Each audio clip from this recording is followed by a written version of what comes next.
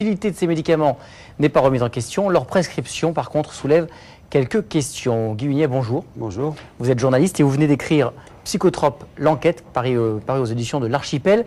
Vous avez donc enquêté sur la consommation des psychotropes en France. On sait, on vient de le dire, que nous sommes de gros consommateurs. Ce que vous notez, c'est que les prescriptions ne correspondent pas forcément aux besoins des patients. Alors on estime, moi j'ai interrogé pas mal de spécialistes, on estime que sur la consommation globale, il y a à peu près un tiers des prescriptions qui est fondée.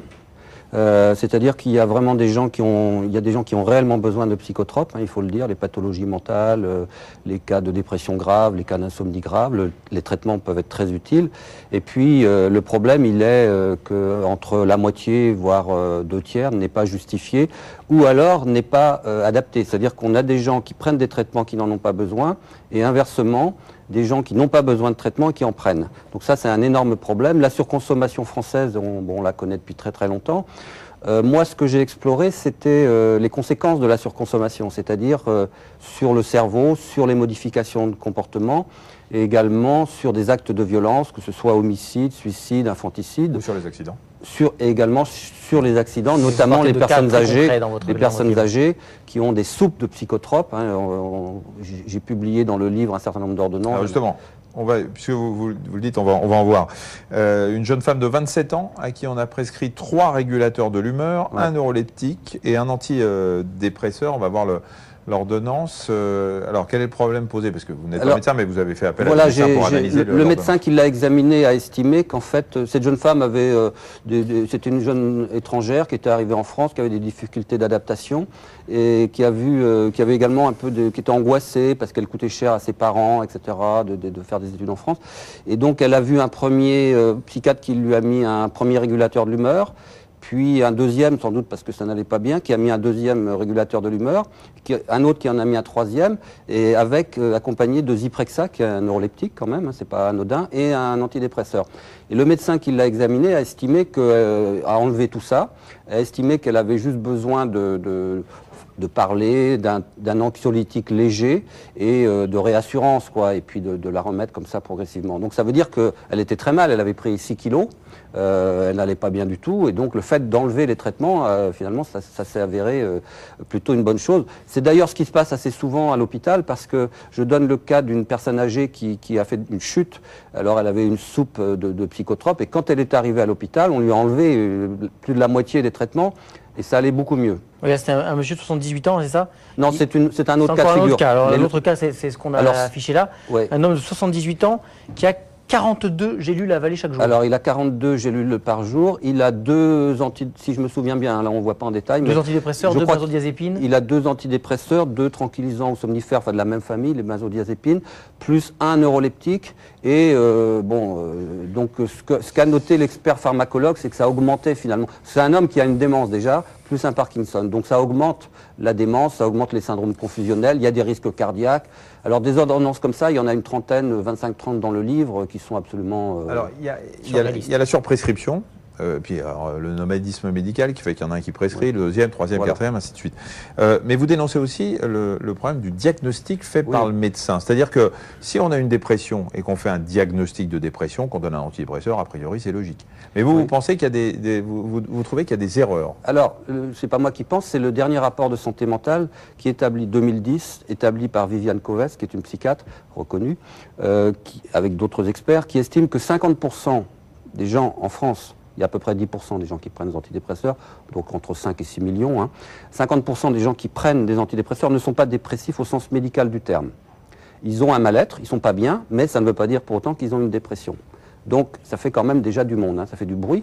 Le problème, il est, qu'est-ce qui se passe chez quelqu'un, chez qui vous prescrivez un antidépresseur? Donc vous savez, c'est les antidépresseurs à la sérotonine. Vous augmentez le taux de sérotonine, artificiellement le taux de sérotonine dans le cerveau. Donc les gens peuvent complètement perdre les pédales. Je cite de nombreux exemples. La sérotonine, c'est un neurotransmetteur qui joue un rôle important dans le cerveau, qui déclenche également, qui a des actions sur d'autres neurotransmetteurs, notamment la dopamine. Et vous avez des gens qui deviennent agités, qui peuvent se foutre par la fenêtre ou qui peuvent aller agresser leurs voisins. Il y a de la désinhibition notamment. Des inhibitions, des phénomènes de désinhibition. Et ça, on n'en parle strictement jamais. Jamais ça n'est abordé. Pourtant, c'est grave. Ce qui veut dire qu'en traitant finalement tous ces patients à tort, ou en tout cas pas comme il faut, on augmente les troubles oui. Le remède de est pire que le santé mal. et Le remède est pire que le mal. Et alors le problème, la raison pour laquelle j'ai fait ce livre, c'est que d'une manière générale, les gens ignorent totalement les effets secondaires des psychotropes. C'est-à-dire, on avale ça comme des bonbons, comme si c'était, il n'allait rien se passer. Mais pas du tout. Ça modifie la chimie du cerveau. Parfois, quand c'est nécessaire, dans le bon sens, mais parfois dans le mauvais sens. Aux États-Unis, la prescription d'un antidépresseur s'accompagne à la pharmacie d'une notice précise. Attention, soyez prudents, danger, etc. Parce que même chez les dépressifs, je donne plusieurs exemples, y compris sur le lieu de travail, l'antidépresseur peut provoquer soit des phénomènes de désinhibition, soit des phénomènes d'impulsivité qui fait que les gens doivent être suivis. Il faut faire très attention, la famille, etc., parce qu'ils peuvent aussi perdre les pédales, même chez les dépressifs sévères. C'est quoi la solution pour vous, pour qu'on diminue, qu'on soit plus numéro 2 en Europe? Alors on est numéro 1 dans le monde, on a un numéro 2 en Europe, je sais pas, je crois qu'on est numéro 1 en Europe sur la totalité. Hein. Il faut parler aussi des neuroleptiques. J'ai amené là une ordonnance d'un homme qui est arrivé à l'hôpital, il n'allait pas bien, il en est ressorti, les pieds devant, il est décédé. Il avait 9 neuroleptiques. Ouais. Non, pardon, il avait 9 psychotropes, dont 5 neuroleptiques. C'est beaucoup. Cet homme-là a noyé son enfant.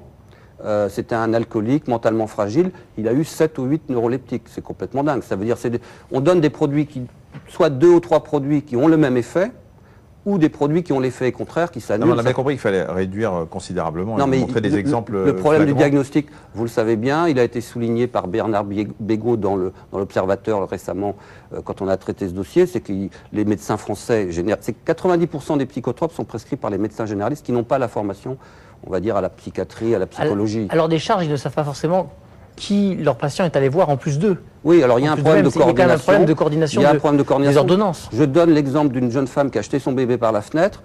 Quand j'ai fait l'enquête, on s'est aperçu qu'elle avait vu 4-5 médecins avant qui à chaque fois avaient prescrit quelque chose.